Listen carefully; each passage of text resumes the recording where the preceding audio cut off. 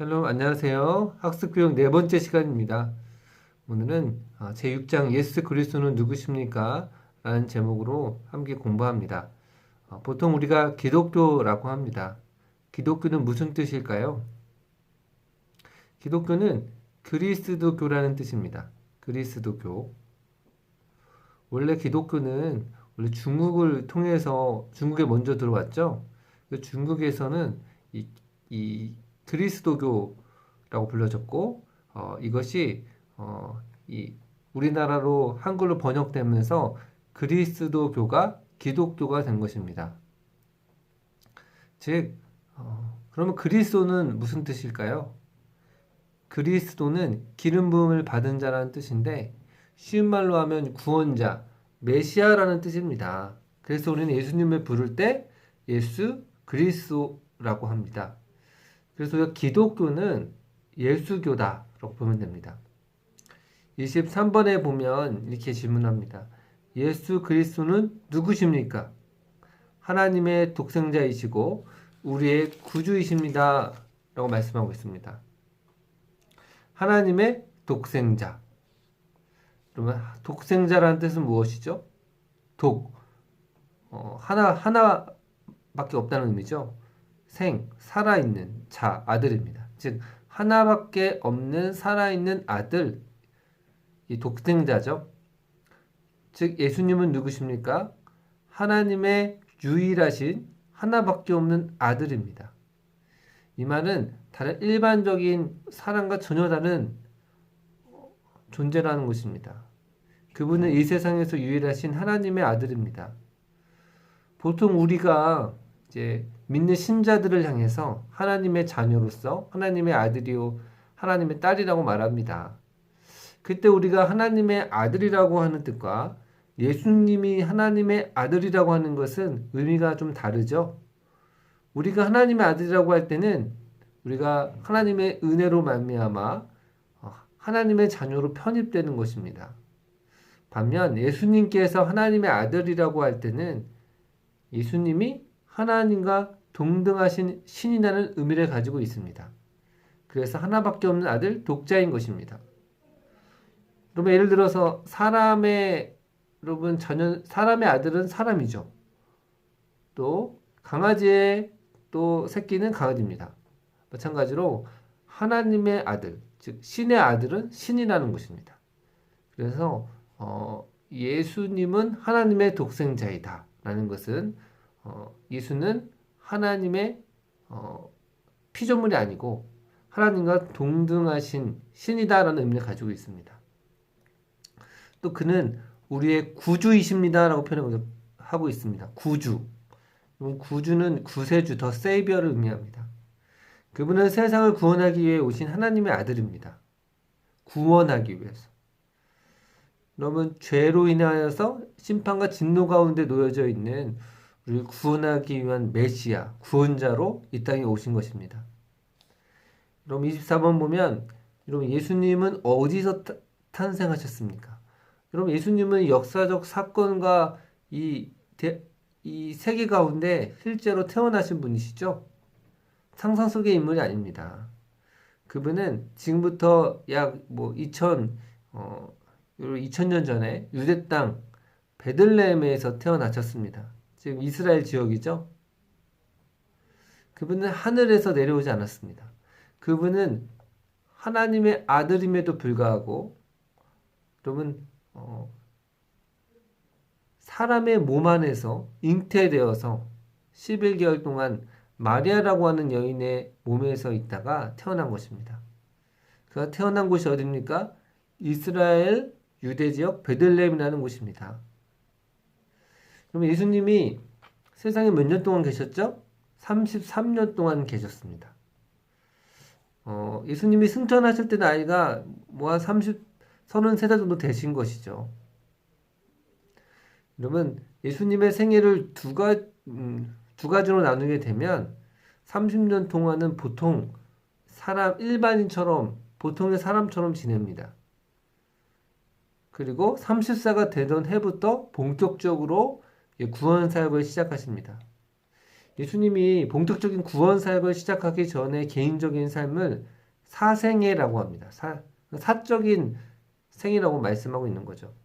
또 예수님이 여러분 30세가 30살이 되면서부터 공적인 말씀을 선포하고 이 구원 메시아로서의 사명을 감당하는데 이것을 공생애라고 합니다. 여러분 예수님은 33년 동안 무슨 일을 하셨을까요? 30년은 가정에서 가사를 돕는 일을 하셨습니다. 예수님은 평범한 목수의 아들로 태어나셨습니다. 그분의 삶의 대부분은 사적인 삶으로 보통의 사람과 같이 먹고 자고 일하고 대화하고 여러분 그런 이스라엘 평범한 남자의 삶을 살았던 거죠. 여러분 그래서 그의 마을에서는 그가 자랐던 뭐 나사렛이나 가버나움에서는 예수님이 사역을 할 때 지극히 평범하고 그냥 별 볼 일 없는 사람으로 기억했습니다. 그냥 목수의 아들이었습니다. 그런데 그가 30살, 30살가 되던 해부터 갑자기 전혀 다른 일을 하십니다. 그분께서 지금까지 하던 망치를 내려놓으시고 갑자기 이제 회당에 들어갔어. 지금으로 말하면 교회에 들어가서 갑자기 설교를 하기 시작하시고 하나님 말씀을 가르치시고 천국 복음을 막 전파하기 시작하십니다. 그리고 여러분 전파하려면 사람들이 모여들어야 되잖아요. 그러기 위해서 사람을 치료하기 시작합니다. 즉 가르치고 전파하고 고치심 예수님의 이 3대 사역이라고 하는데요. 예수님의 이런 사역을 통하여서 많은 사람들이 구원을 받고 생명의 말씀을 듣게 됩니다. 그리고 나서 예수님께서는 마지막으로의 십자가에서 죽으시고 또 죽은 지 3일 만에 부활하시고 또 승천 하늘로 올라가십니다. 여러분 예수님의 제자는 몇 분이었을까요? 제자 12제자가 있었습니다. 12제자. 여러분 제자 요즘 시대에는 잘 이 단어를 사용하지 않는데 그때 당시에는 이 제자가 참 많았습니다. 스승에게 같이 함께 거하면서 그 스승으로부터 기술이나 또 중요한 것을 가르침을 받는 것입니다. 예수님이 사역을 하면서 중요하게 생각했던 부분이 바로 제자를 세우는 것이었습니다. 예수님을 따르던 많은 사람들이 있었지만 예수님께서 비중 있게 하신 사역은 그 12제자들. 예수님이 떠나고 나면 이 교회를 책임질 그 제자들을 훈련하였습니다. 예수님의 12제자는 이렇습니다. 베드로, 시몬 베드로, 세베대 아들 야고보 요한, 안드레 빌립 바돌로메, 마테 도마 알페오의 아들 야고보, 다데오 가나안 사람 시몬 가룟 유다. 이렇게 12제자를 세우시죠. 여러분 그 중에 특별히 성경에 많이 나오는 인물은 또 시몬 베드로, 예수님의 수제자로 계속 성경에 나타나죠. 또 성경을 기록했던 요한이 있습니다. 또 마태도 마태복음을 또 쓰게 되죠. 그 중에 가룟 유다는 예수님을 이제 배반합니다.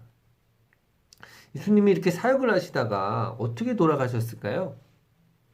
예수님은 3년 정도 사역하시면서 여러분 많은 사람들이 예수님을 질투하고 죽이려고 했습니다. 누가 그랬을까요?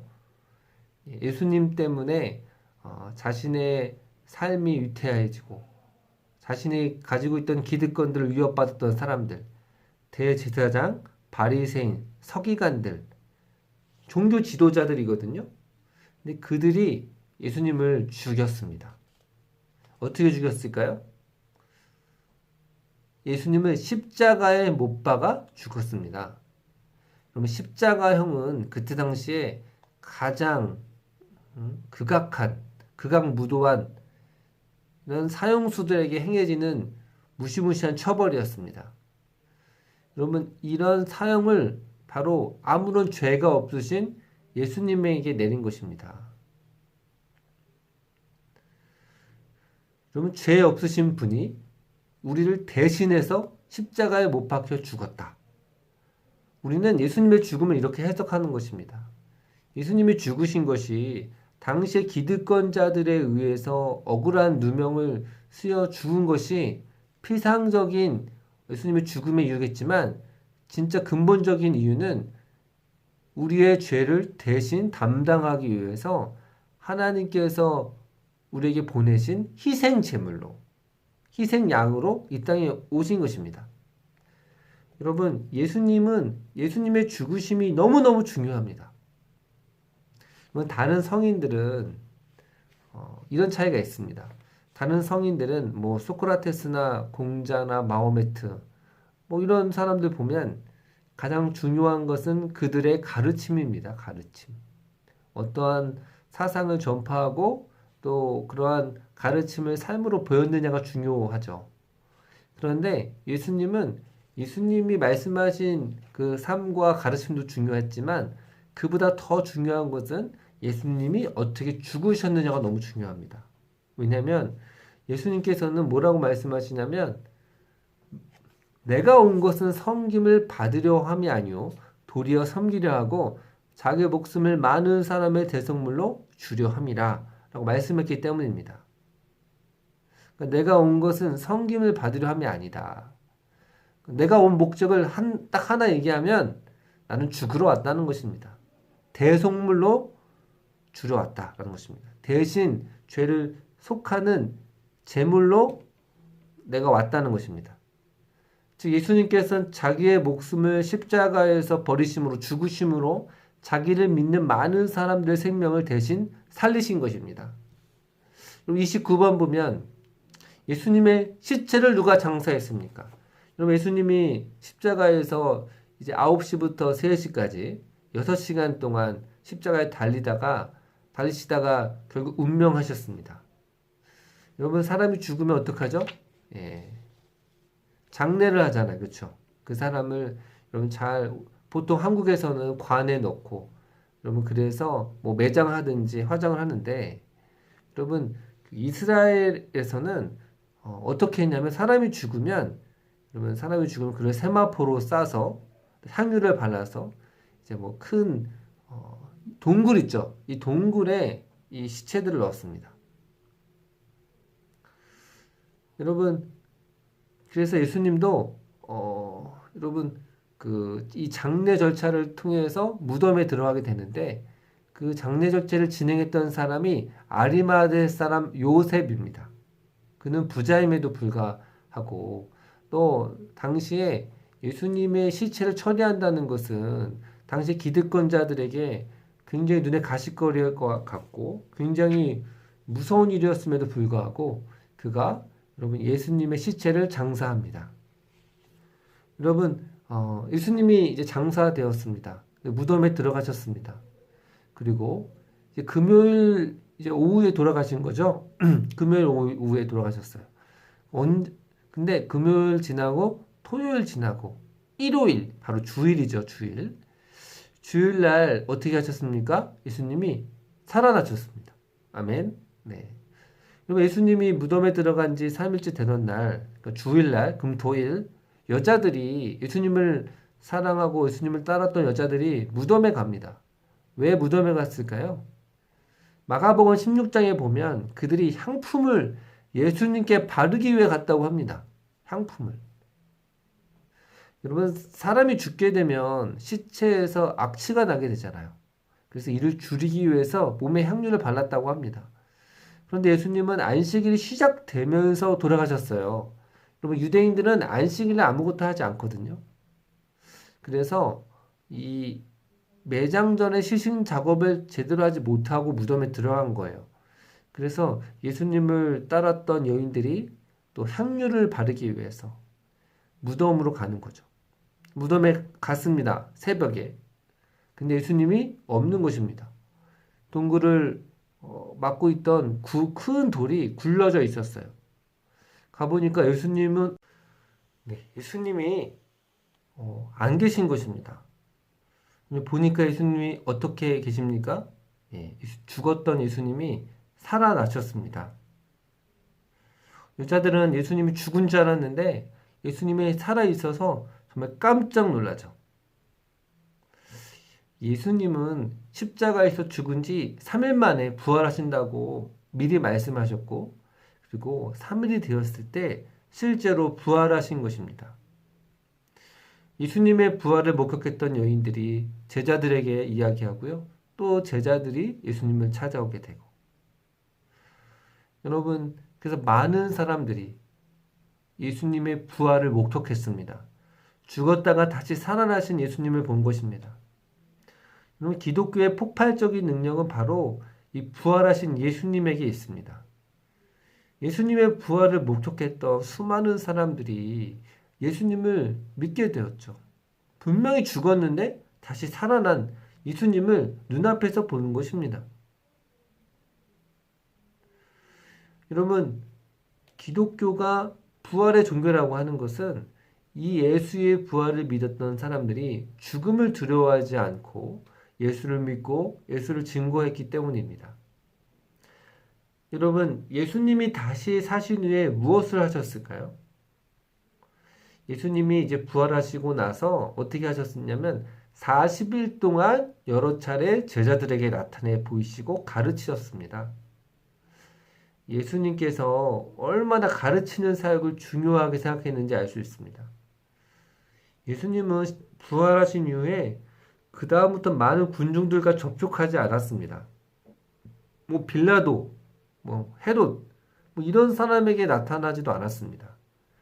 도리어 예수님께서는 자신의 선택한 그의 제자들을 가르치십니다. 하나님의 나라의 신비를 가르치십니다. 그렇게 40일 동안 가르치다가 여러분 40일째 되던 어떻게 하십니까? 제자들을 다 감람산에 모으시고 또 하늘로 올라가십니다. 승천하십니다. 올라가시기 전에 마지막으로 하신 말씀이 무엇입니까? 사도행전 1장 8절 말씀이죠. 오직 성령이 내게 임하시면 너희 권능을 받고 땅끝까지 이르러 내 증인이 되리라 하셨습니다. 너무 중요한 말씀이에요. 오직 성령이 너희가 임하시면 너희가 권능을 받고, 파워죠, 파워. 이 다이나믹한 이 파워를 받고 땅끝까지, 이 땅끝이라고 하는 것은 온 열방, 온 세계를 의미합니다. 이 지구상에 있는 모든 나라와 민족이 예수님을 믿을 수 있도록 내 증인이 되라고 말씀하신 것입니다. 증인이요, 증인. 증인은 무엇입니까? 내가 본 것을, 들은 것을 말하는 사람이 증인인 거죠. 여러분, 이 증인의 사명을 감당하려면 뭐가 필요할까요? 봐야겠죠. 들어야겠죠. 근데 이 증인의 사역은 내가 감당하는 것이 아니고, 여러분, 내 안에 계신 성령님. 여러분, 예수님이 하늘로 올라가시면서 우리에게 보혜사 성령을 보내주시겠다 말씀하셨거든요. 약속하셨어요. 그리고 또 예수님이 승천하신 후에 여러분, 예수님의 제자들이 열심히 기도하고 성령을 기다릴 때 성령을 보내주시죠. 그래서 보혜사 성령을 우리 마음 가운데 임재하시고 또 우리 가운데 역사하시면 우리가 증인이 되는 거예요. 그래서 우리의 삶 가운데 땅끝까지 예수 그리스도의 증인이 되는 삶을 살아가는 것입니다. 즉 예수님은 우리에게 가장 위대한 사명, 땅끝까지 증인되라 사명을 주시고 또 내가 보혜사 성령도 주시겠다는 약속도 하신 것입니다. 여러분, 승천하신 예수님이 어떻게 할까요? 어떻게 다시 오실까요? 하늘로 올라가심을 본 그대로 다시 옵니다. 라고 말씀합니다. 여러분, 바로 앞에서 하늘로 올라가는 예수님을 보며 제자들의 반응은 어땠을까요? 아마 너무 놀라서 아무 말도 하지 못했을 것입니다. 그때 천사가 등장해서 말합니다. 어찌하여 서서 하늘로 올라가는 예수만 쳐다보느냐? 너희가 이렇게 멍하게 신비하게 예수만 바라보고 있느냐? 그 오늘 올려지신 그대로 예수님이 다시 오실 것이다. 예수님이 어떻게 올라가셨습니까? 구름 타고 예수님께서 구름을 타고 올라가신 그대로 다시 내려오신다는 것입니다. 여러분, 우리가 왜 지금까지 예수님에 대해서 공부했습니까? 예수님이 가장 중요하기 때문에 그렇습니다. 예수 그리스도를 믿음으로만 구원받을 수 있기 때문에 그렇습니다. 우리는 믿음으로만 구원받아요. 다른 방법은 없습니다. 우리의 죄를 대신해서 십자가에서 죽으시고 또 부활하셔서 또 승천하신 예수님. 그 예수님을 믿음으로만 구원받는 것입니다. 우리가 그 예수님을 꼭 기억하시고 우리 삶의 중심을 예수 그리스도로 모셔야 될 줄을 믿습니다. 한 주간도 말씀 안에서 좀 승리하는 여러분 되기를 주의로 축복합니다.